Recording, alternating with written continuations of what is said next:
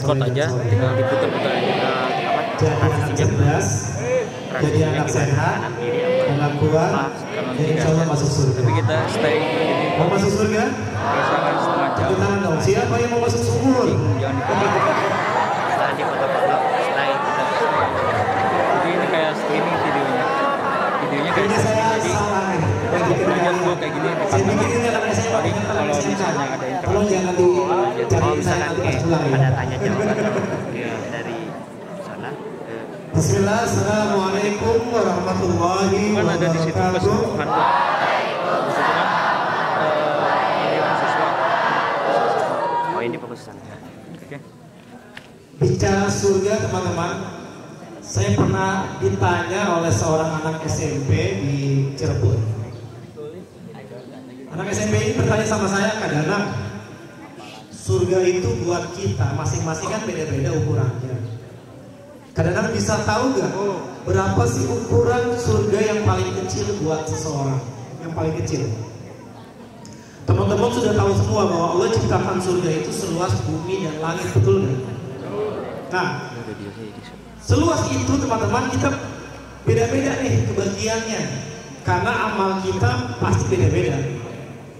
Ada yang sedikit, ada yang banyak banget, ada yang sangat banyak, sehingga ukuran surganya beda-beda. Nah, saya mau nanya sama teman-teman, di sini ada yang tahu gak berapa ukuran surga yang paling kecil buat seseorang? Yang bisa jawab saya kasih pulsa 50.000. Serius ini?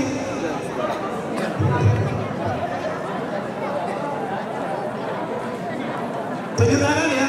Berapa ukuran surga yang paling kecil? Berapa ukuran surga yang paling kecil? Kan surga itu seluas bumi dan langit. Setuju kan? Betul kan? Kalian ada di bumi aja udah luas, ini tambahin lagi sama Allah seluas bumi dan langit. Tapi kan pasti beda-beda kita dapat ukurannya. Nah, saya bertanya sama teman-teman, ukuran surga yang paling kecil itu seberapa? Islam itu kalau ditanya ada jawabannya, karena Al-Quran itu sudah sempurna, betul? Sehingga dalam Al-Quran ditulis tidak ada keraguan pada kitab ini. Jadi teman-teman jangan ragu, mau bertanya apa aja pasti ada jawabannya di Islam. Silakan tunjuk tangan. Salah nggak kenapa-napa. Ya, 100 meter kecil banget. Ini seluas bumi dan langit, tapi masing-masing beda ukurannya. Kayak kalian yang punya tanah kan beda-beda, betul nggak? Punya rumah ukurannya beda-beda. Yuk tunjuk tangan, jangan ragu.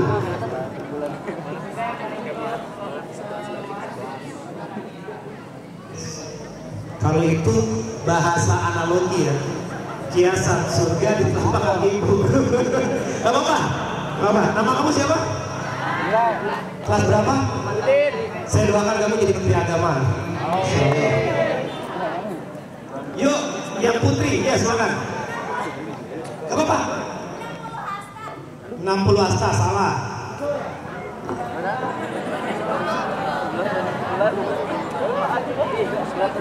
50.000 ini benar pulsa saya transfer.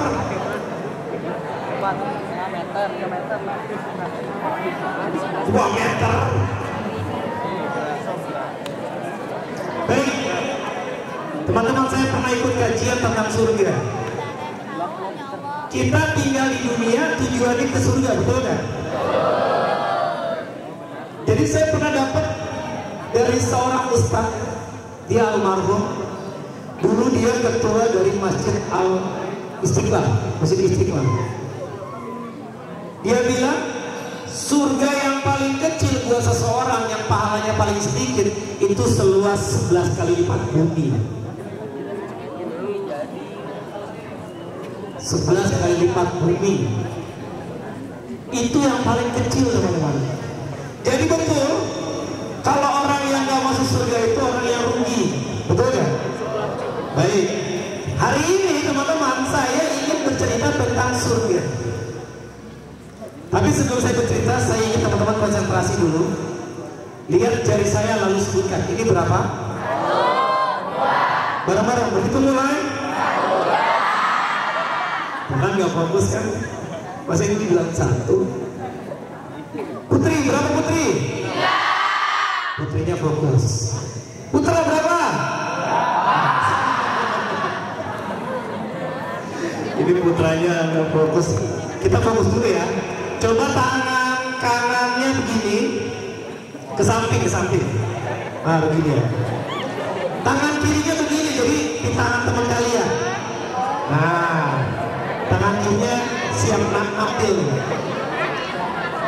Oke, kita bermain ya. Yang putra juga, ayo putra, lakukan.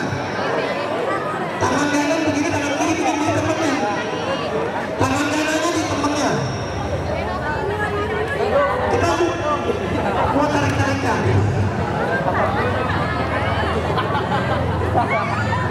Ya begitu dengan Putri, betul. Siap ya? Kita mau main fokus. Fokusnya itu kalau saya bercerita dan di cerita saya ada nama-nama binatang, kalimat nama-nama binatang, cepat-cepatan tarik, cepat-cepatan nangkep. Paham nggak? Kalau saya bercerita lalu di cerita saya ada nama-nama binatang, cepat-cepatan narik, cepat-cepatan nangkep. Paham? Jangan sampai ketangkep ya. Siap? Oke, dengarkan cerita saya. Kalau yang nggak fokus ketangkep. Ceritanya begini. Ingat nama-nama binatang ya. Ingat. Pagi hari terdengar suara.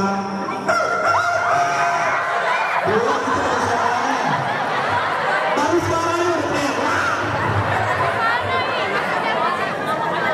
Itu baru suara, belum nama binatangnya. Ulang ya. Suatu hari terdengar suara ayam.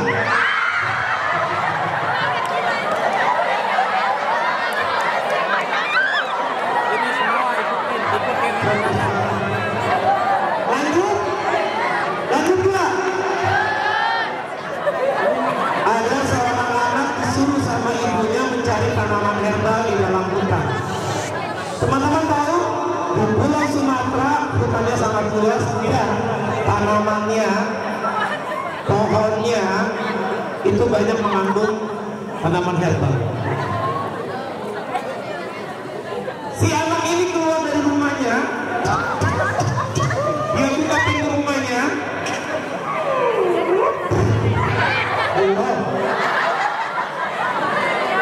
Dia langkahkan menuju hutan. Sampai di hutan terdengar suara.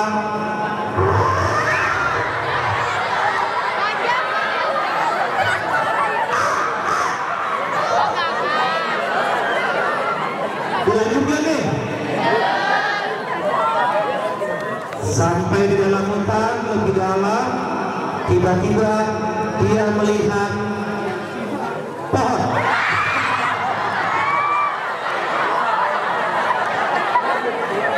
Oke, teman-teman.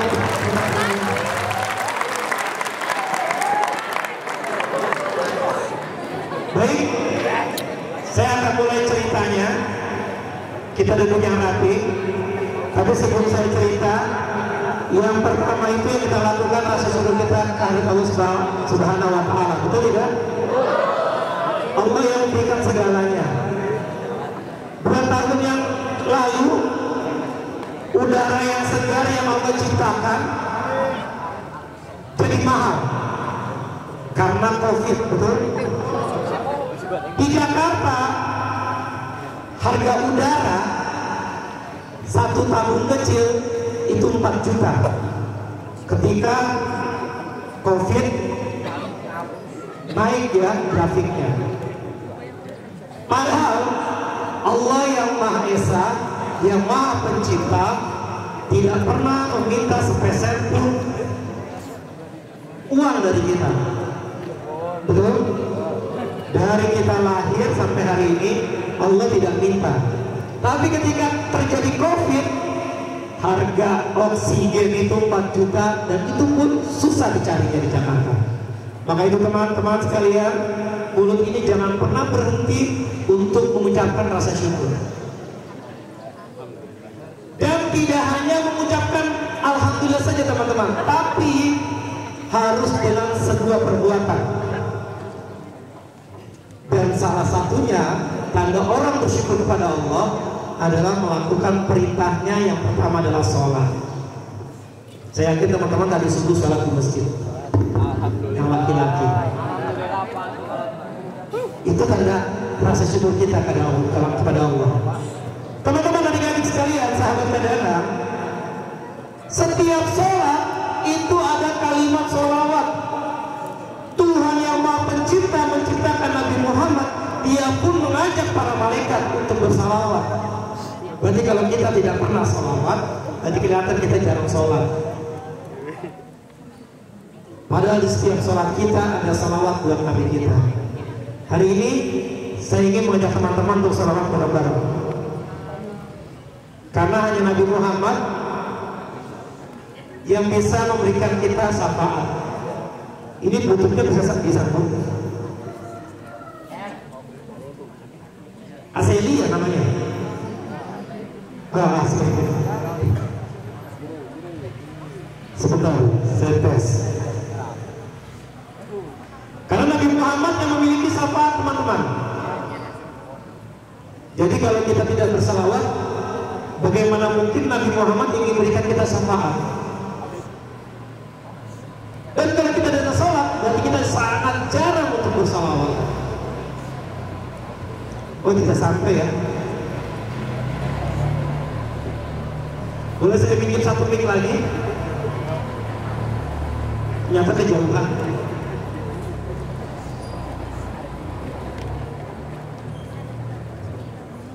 Taruh di sini.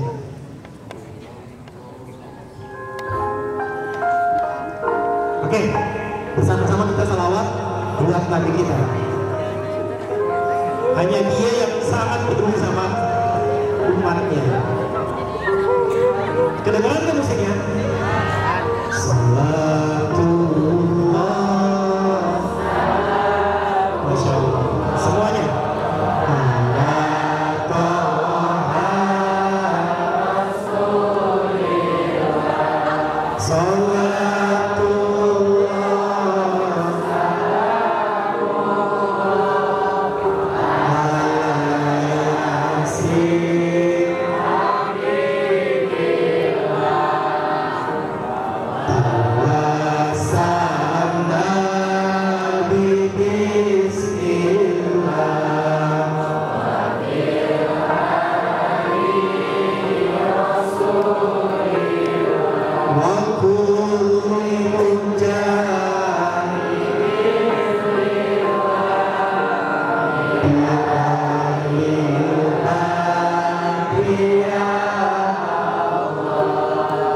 Teman-teman, Rasulullah ingin dicabut nyawanya, hendak dicabut nyawanya, Dia masih mikirin kita.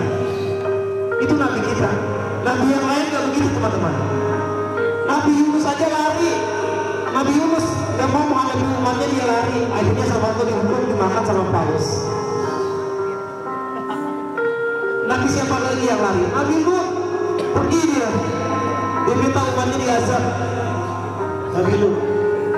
Sedangkan Nabi Muhammad ingin dicabut, dia hendak dicabut nyawanya, dia bilang mati. Dia gak mau dicabut nyawanya kalau Allah udah berjanji sama dia.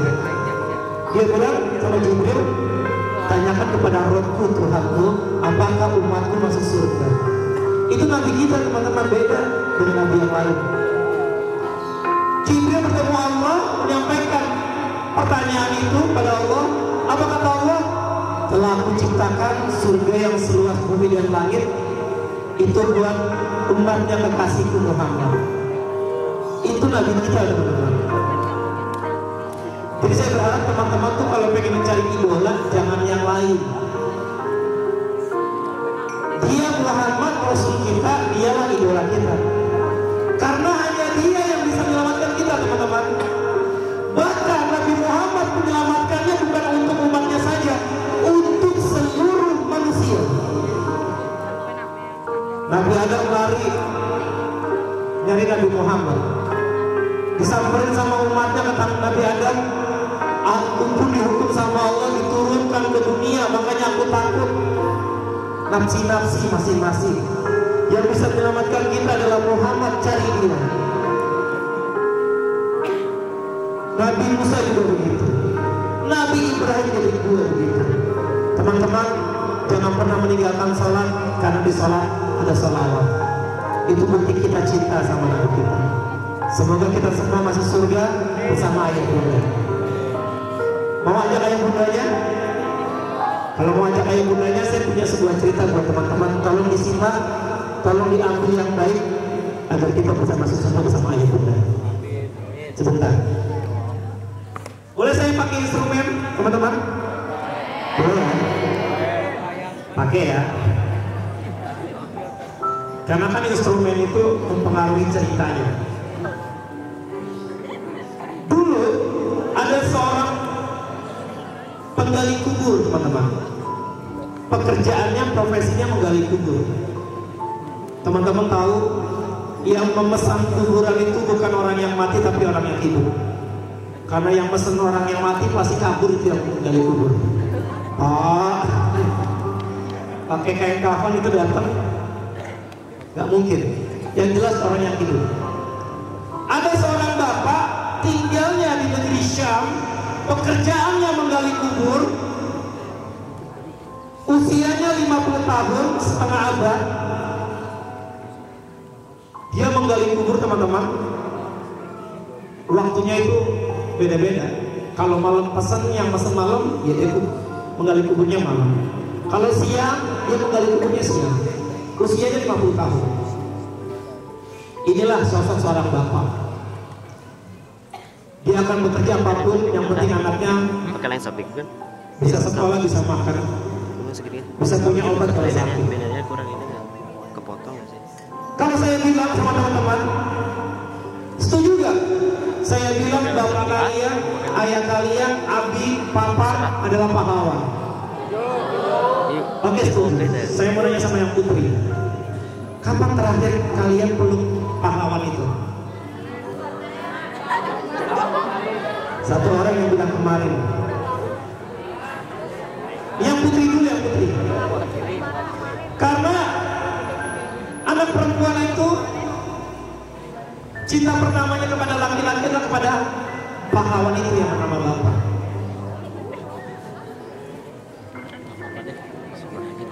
Kapan terakhir dulu, teman-teman? Mayoritas belum. Oh, lebaran. Oke, baik, setuju. Saya dengar apa jawaban kalian? Lebaran nggak? Betul. Hampir banyak anak SMP, anak SMA kalau saya tanya lebaran nggak, saya peluk, khususnya putri. Saya tanya lagi, memang yakin lebaran tahun ini ayah masih hidup, masih ada?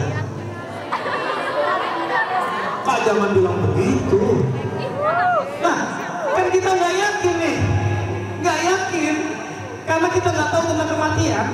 Berarti kenapa selalu pas lebaran dipeluk si pahlawan itu? Padahal pahlawan itu nggak pernah berhenti mikirin anaknya. Kenapa nggak tiap hari aja peluknya? Teman-teman, banyak teman kita pada hari ini nggak bisa peluk pahlawan itu. Bahkan Bapak Ibu guru mungkin juga seperti itu. Udah nggak bisa lagi dia cium tangan, peluk ayahnya. Itu maksud saya, teman-teman. Kenapa nggak peluk tiap hari? Sedikit saya beri informasi buat teman-teman yang putri. Pahlawan itu sebetulnya sedang memendam rindu dipeluk sama anak putrinya. Tapi dia sadar, ya Allah, anak putriku sudah besar, sudah gadis, mungkin malu peluk aku.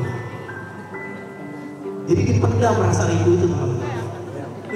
Karena dulu ketika kita masih kecil, kalian masih kecil, itu tiap hari digendong, dipeluk, dibelai kepalanya. Jadi ayah kalian hari itu sedang memendam rindu dipeluk. Kalau pahlawan itu kalian peluk ketika pulang dari kerja, itu dia bilang sama Allah gini, ya Rob, anakku sayang sama aku.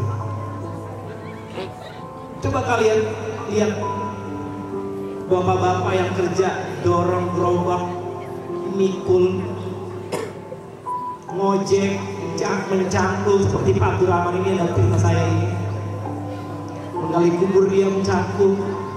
Gak peduli teman-teman dengan matahari terbakar kulitnya jadi hitam, gak peduli. Yang penting anaknya putih. Itulah ayah kalian. Itulah pahlawan itu teman-teman. Tolong jangan peluk dia ketika dia sakit, dicabut nyawanya, dimandikan, dibalut kain kafan, baru kalian peluk. Tolong teman-teman yang laki-laki juga, peluklah ayah kalian. Nanti kalian akan menjadi seorang ayah. Akan berasa ketika kalian menjadi seorang ayah, punya anak, lalu anaknya bangga sama kalian. Kalian tiap hari dipeluk sama anak kalian. Rasanya beda. Ayo teman-teman, tolong jangan peluknya ketika dia dikasih kain kafan. Dipeluk hari itu ayah gak bisa ngomong apa-apa. Gak bisa bilang terima kasih gak kau udah peluk ayah. Tolong nanti pulang, ketika ayah pulang kerja, cari dia. Cari dia teman-teman.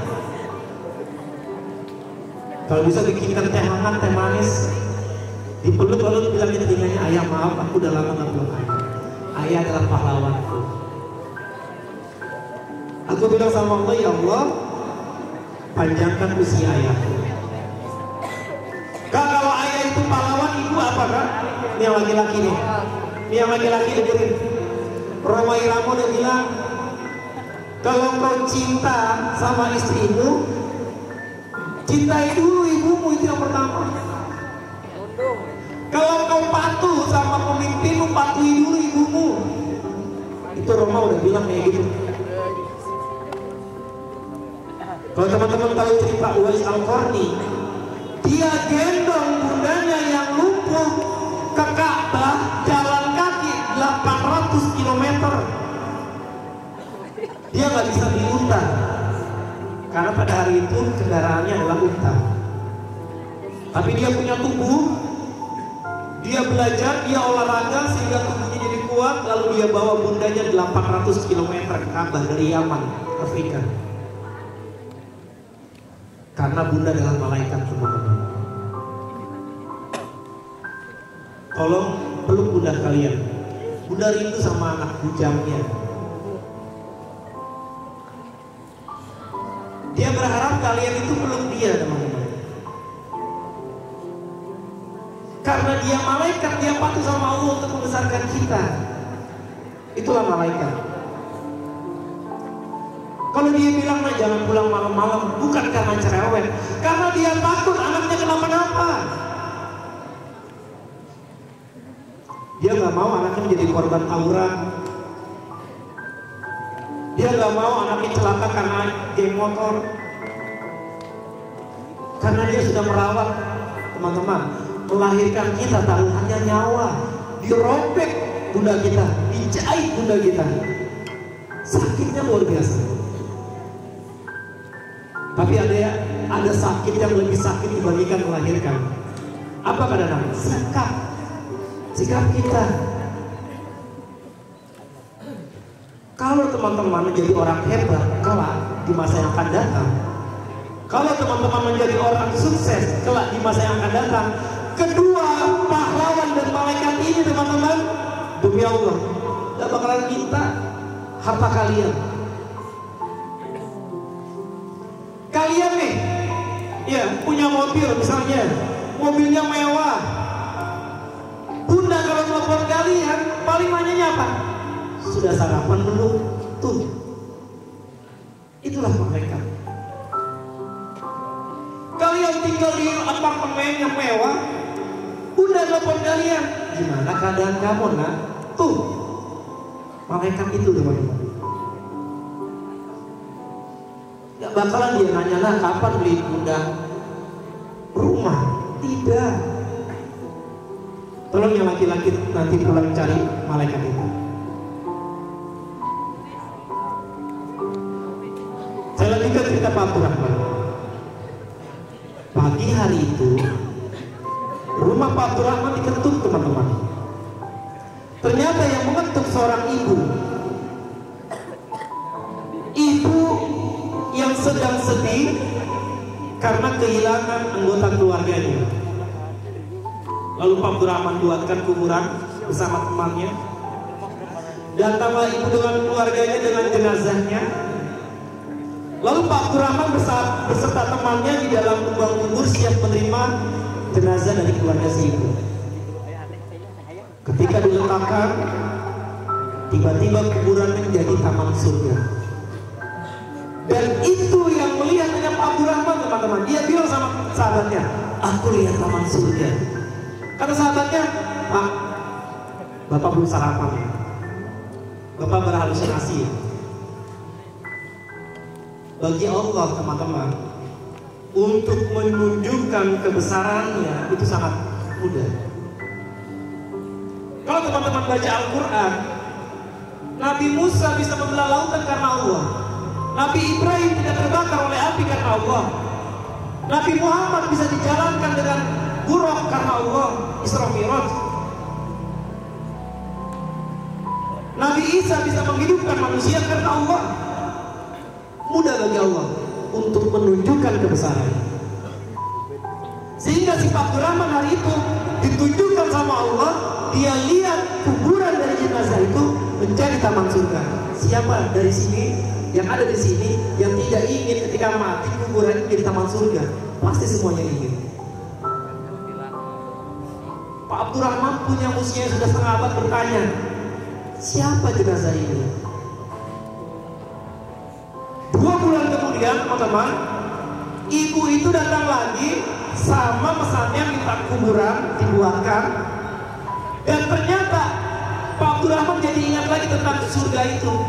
Dan betul, jenazah yang kedua diletakkan, ternyata sama-sama kuburannya menjadi taman surga.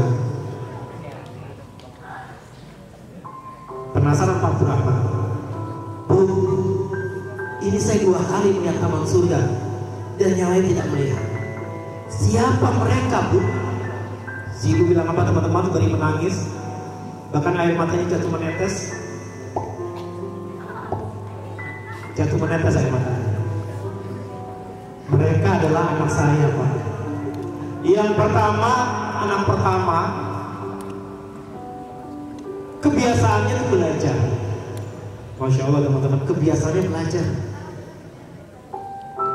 Teman-teman, B.J. Habibie bisa bikin pesawat terbang.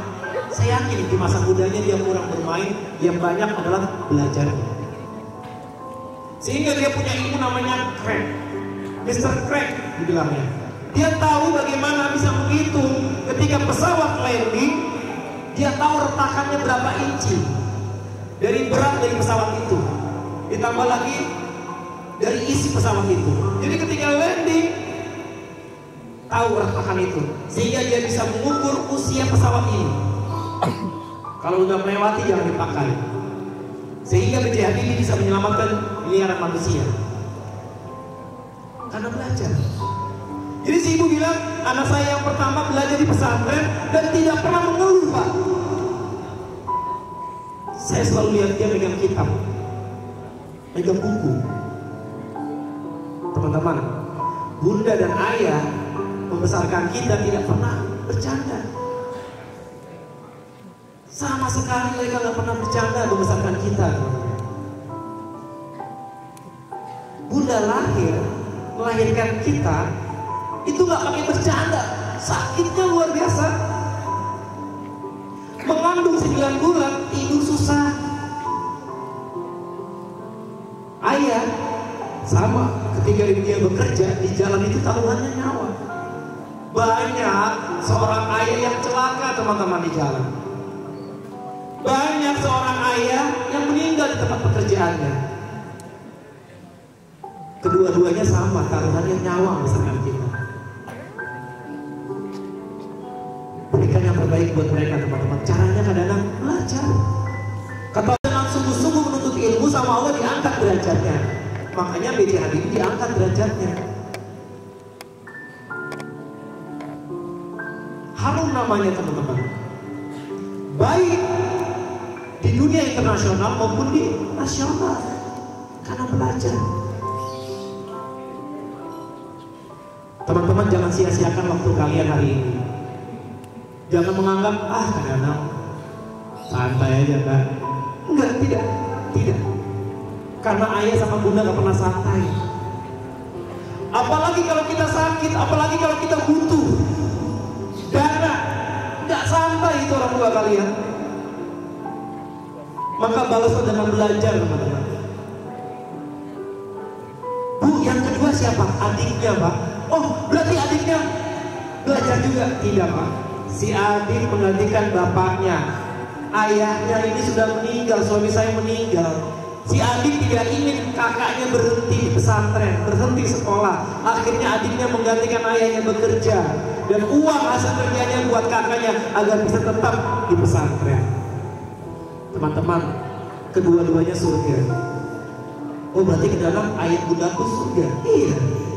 Karena ayah bunda kalian yang bikin kalian bisa sekolah. Pahalanya sama.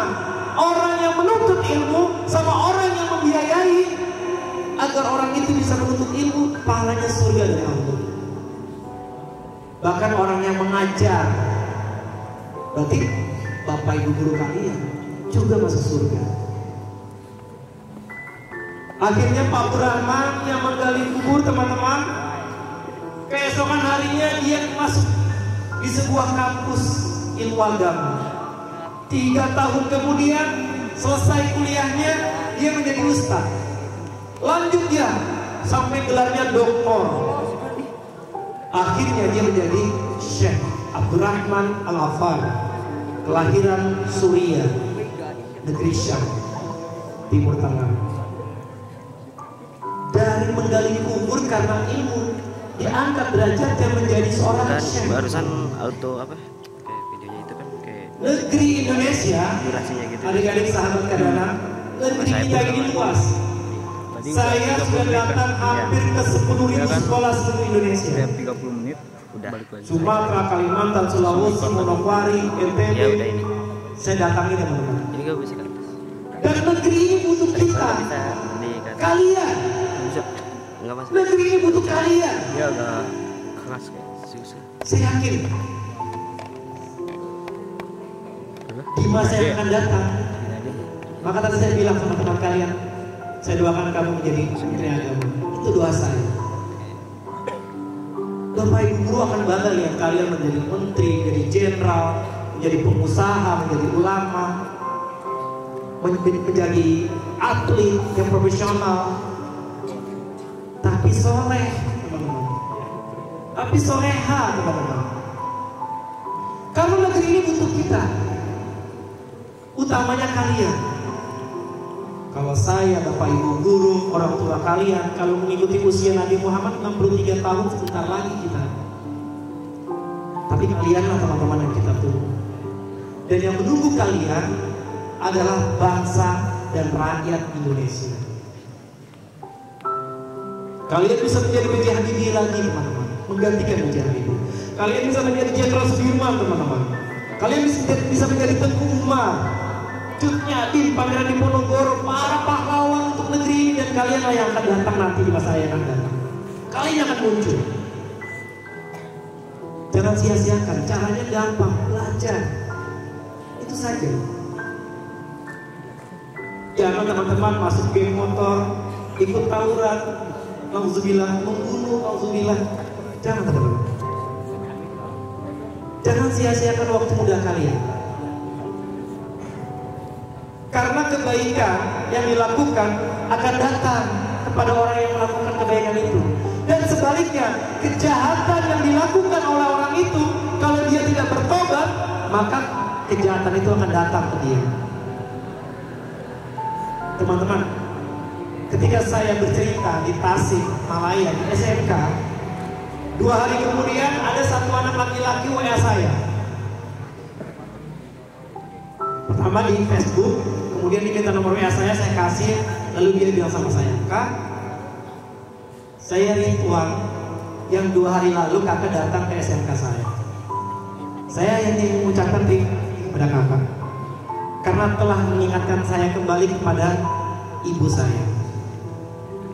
Saya terus terangkan dari SMP menjadi geng motor. Nongkrong saya jarang di rumah. Lupa saya sama malaikat itu. Dan terima kasih kakak sudah mengingatkan saya kembali kepada malaikat itu. Saya pulang, saya cium kaki ibu saya peluk, saya minta maaf. Dan ibu saya menangis. Lakukan nanti kepada ibu kalian, teman-teman. Orang sukses itu karena doa dari kedua orang tuanya. Kalau perlu cium kaki ibu kalian. Saya teman-teman 2022 Oktober ketika saya bercerita di Tasikmalaya, dikabari jam 9 ibu saya meninggal. Saya nggak bisa mengucapkan apa-apa lagi. Saya diam, lalu saya langsung pulang. Sepanjang jalan yang ada kenangan, teman-teman. Kenangan. Dan itu kita akan merasakan itu. Teman-teman hari ini mungkin bisa tersenyum karena masih ada, tapi ketika dia tidak ada, teman-teman pasti teman-teman akan mengenang masa-masa itu. Maka tolong datangilah malaikat itu. Jangan sampai teman-teman menyesal. Penyesalan itu pasti terakhir, teman-teman. Bukan di awal tapi terakhir. Maka sebelum menyesal, cepatlah peluk. Coba lihat di rambut kedua orang tua kalian. Karena tanda dekat kematian itu adalah munculnya uban atau giginya yang sudah tanggal. Itu berarti dekat dengan kematian kedua orang tua kalian. Makanya jangan hanya lebaran di peluknya. Terakhir dari saya, tolong yang sebentar lagi lulus, semakin baiklah kepada guru-guru kalian. Mereka pelita di sini. Mereka pelita, penerang. Kita nggak bisa berhitung jadi bisa berhitung. Kita tidak bisa membaca bisa membaca. Kita tidak bisa baca Al-Quran jadi bisa baca Al-Quran. Kita nggak bisa bahasa Inggris bisa jadi bahasa Inggris. Mereka pelita. Jadi tolong yang di akhir tahun ini ingin lulus, datangilah guru-guru kalian. Tolong minta maaf sama mereka. Karena mereka, kalian bisa jadi orang hebat. Dan karena mereka adalah orang tua kalian di sini. Yang laki-laki coba nanti belum bapak ibu gurunya, bapak gurunya. Yang putri belum gurunya. Belum seperti orang tua kalian. Dan saya berharap ketika kalian menjadi orang hebat, datanglah ke sekolah ini lagi. Carilah mereka. Carilah mereka. Kalau kalian mampu, Pak, berangkat umroh ya Pak. Keren banget ya. Dan mereka gak minta, teman-teman. Mereka gak minta. Yang sudah mereka berikan, mereka ikhlas. Dan mereka akan bangga ketika siswanya menjadi orang hebat. Semoga cerita pagi hari ini bisa menginspirasi kita semua. Dan tolong ambil yang baik dalam cerita ini. Buang yang buruk, teman-teman. Doa saya buat kalian, kalian bisa membawa ayah bunda kalian ke surga bersama bapak ibu guru kalian. Ajaklah sahabat kalian ini semua. Ajak tentang kebaikan, bukan ajak tentang keburukan. Kalau kalian ajak teman kalian di tempat keburukan, dosa teman kalian akan ditimpa ke kalian. Kalau kalian mengajak orang 10, maka 10 dosa orang itu ke kalian juga, karena kalian yang mengajak. Tapi sebaliknya, kalau teman-teman mengajak kebaikan, itu akan memberatkan kebaikan amal jariah kalian. Semoga kita termasuk orang-orang yang sama Allah diberikan perlindungan dan diampuni segala dosa. Ini cerita dari saya, teman-teman. Mohon maaf lahir batin. Saya punya sebuah boneka dan saya ingin menunjukkan kepada teman-teman. Kenapa saya bawa boneka? Karena saya nggak ingin teman-teman seperti boneka. Dengar, tapi nggak dikerjain. Nonton, melihat, tapi tidak ada perbuatan kebaikannya. Karena boneka yang saya bawa ini, teman-teman tahu boneka itu adalah alat permainan, betul tidak? Kak, memang manusia ada yang dipermainkan banyak, betul? Dipermainkan ini bukan sama orang, tapi dipermainkan oleh hawa nafsunya sendiri. Contohnya, Fir'aun, cerdas, tapi sombong, akhirnya tenggelam.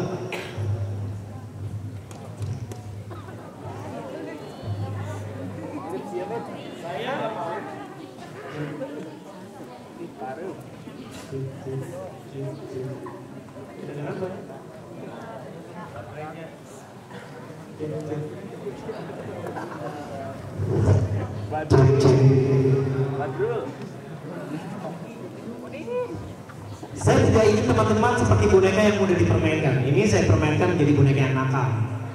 Bisa juga saya permainkan ini jadi boneka yang baik. Tapi hari ini saya ingin jadikan dia menjadi boneka yang baik. Belum juga dipanggil. Nanti nengoknya kalau udah dipanggil. Taruh depan aja ya, biar dia nggak bisa.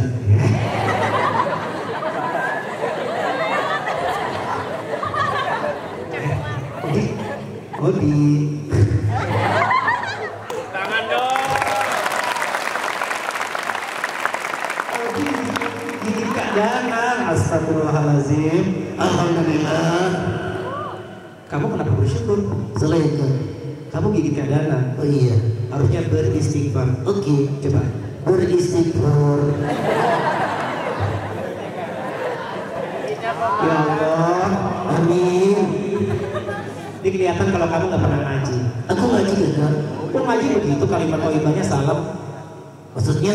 Kamu gigit Kak Dana bukan mengucapkan kalimat hamdalah, tapi astagfirullahalazim. Oh, alhamdulillah. Ya Allah. Amin. Kamu nggak pernah ngaji? Aku ngaji. Ngaji di mana? Tukang bakso. Itu namanya beli, jajan, beli bakso, bukan ngaji. Oh iya iya. Kamu gigit Kak Dana punya kesalahan, minta apa kalau punya kesalahan? Duit. Maaf. Oh, Coba. mama. Mama, maaf. Mama. Bukan mama.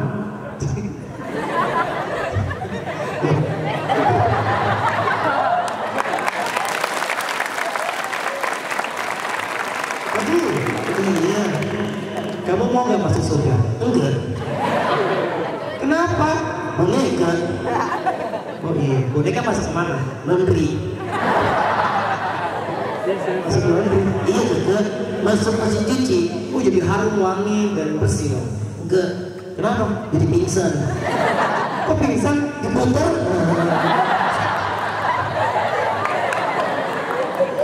Dengerin ya. Walaupun kamu gak masuk surga, kamu jadi boneka yang baik harusnya. Caranya? Kalau punya salah minta maaf. Ketemu temennya ucapkan salam. Kamu kan belum ucapkan salam ya teman-teman. Oh iya. Salam dulu ya. Oke. 1, 2, 3. Salam. Allahu Akbar. Sami Allahu liman hamidah. Kamu ngeselin ya? Hah? Iya. Kita bawa nggak sih kakak? Kenapa? Kakak beli di sini nggak? Betul. Bukan begitu kalimatnya, dengerin. Assalamualaikum. Waalaikumsalam. Kenapa dijawab? Wajib, makanya ngaji. Kalian juga tahu. Kok kamu malah balikin? Kalian juga tahu salam itu wajib dijawab. Kenapa mau disalahin? Nggak disalahin, maksudnya kadang-kadang kamu ikuti kalimatnya. Begitu. Diikuti kalimat kadang-kadang. Ikutin kalimat kedua. Jelek, Diganteng. kadang ganteng, Kedua jelek. curang, Curang. kadang jelek. Emang jelek. Mereka nggak punya hati. Punya. Enggak. Punya.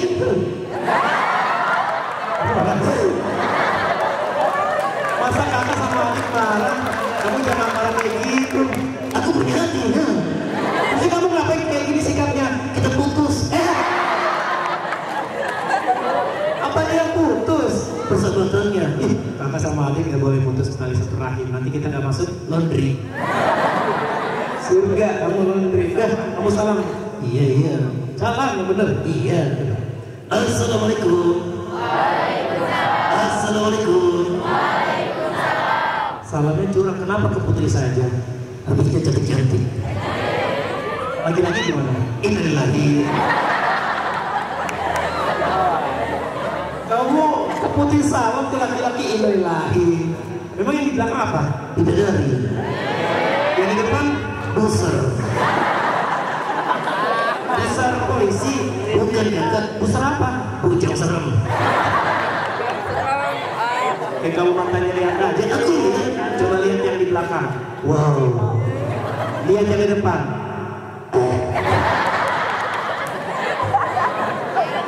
Kamu udah kayak ngeselin ya. Kenapa kamu lihat? Aku lihat. Emang di belakang apa? Masya Allah. Yang di depan? Astagfirullah. Emang kenapa lagi sih? Aku lihat kak. Coba dites mic. Lihat mic. Oh iya benar.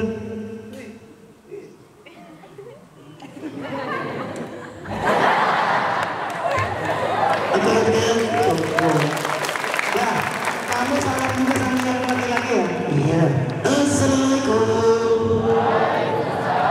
Waktunya udah minta maaf sama Kak Dana. Kenapa? Tadi kan kamu gigit Kak Dana. Oh iya. Bilang ini kakak maafkan aku. Kakek. Kakak. Kamu minta maaf sembari nangis deh. Kakak. Kenapa?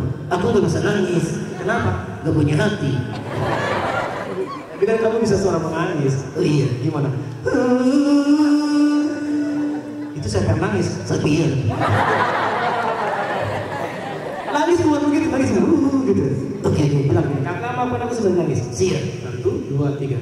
Kakak. Di sini. Kakak. Nangisnya mana? Tuh. Maafkan aku. Nangisnya mana?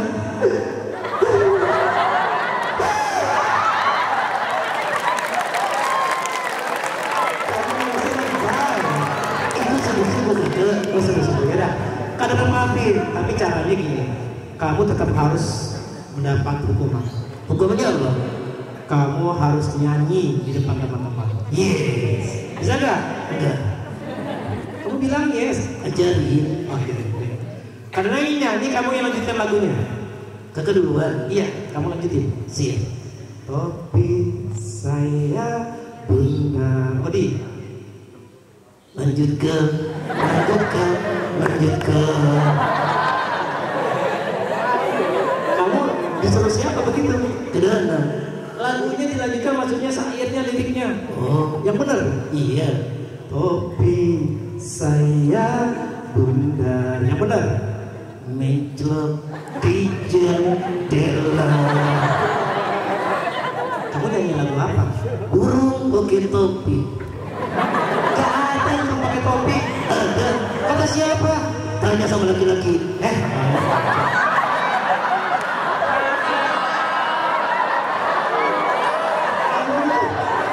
Ganti lagunya. Gimana punya lagunya? Ganti judul lagunya kayak gini. Satu-satu. Aku sayang ibu. Itu betul. Tepuk tangan teman-teman. Aku sayang sama ibu juga. Oh iya dah. Dua.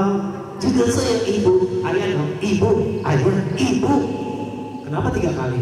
Kata Rasulullah. Wis. Makanya ngaji. Saya kamu. Karena juga tahu ibumu. Dan terakhir baru keempat ayah. Kadang tahu. Kadang mau nanya nih, kenapa Rasulullah menyebutkan ibu 3 kali? Karena ibu yang mengandung, melahirkan, dan menyusui. Ayo jadi praktek. Kamu tuh bicara terus. Dan 3 kali ibunya. Siap. Satu. Aku sayang ibu. Dua. Juga sayang ibu. Tiga. Sayang ibu-ibu.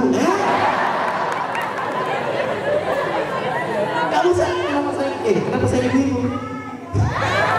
Ini kamu kenapa? Malu kakak. Sama teman-teman. Ibu-ibu. Ibunya sedikit. Calon ibunya banyak. Tepuk tangan yang baru teman-teman. Ini yang saya mas. Teman-teman jangan seperti boneka yang udah dipermainkan. Karena banyak sekali manusia yang seperti boneka teman-teman. Punya akal, punya hati tapi tidak dimanfaatkan. Akal untuk apa teman-teman? Berpikir. Hati untuk apa? Merasakan. Betul? Yuk, gunakan akal dan hati kalian supaya kalian menjadi generasi terbaik untuk bangsa Indonesia, terutama buat teman-teman. Ini yang bisa saya sampaikan. Kurang lebihnya mohon maaf. Kalau ada kalimat kasar dari saya, itu karena saya malu kasar. Kalau saya malu halus, teman-teman udah lari dari tadi. Dan kalau ada kata-kata yang benar, datangnya dari Allah Subhanahu wa Ta'ala. Terima kasih. Wassalamualaikum warahmatullahi wabarakatuh. Terima kasih kepada Bapak Dadang yang telah menyampaikan banyak ilmu. Semoga bisa bermanfaat bagi kita semua. Amin ya Allah ya Rabbal.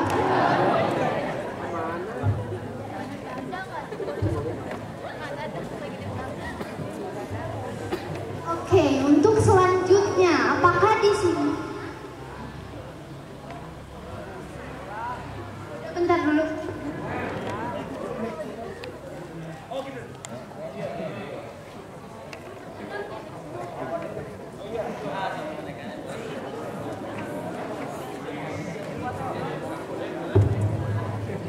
Pengen tahu foto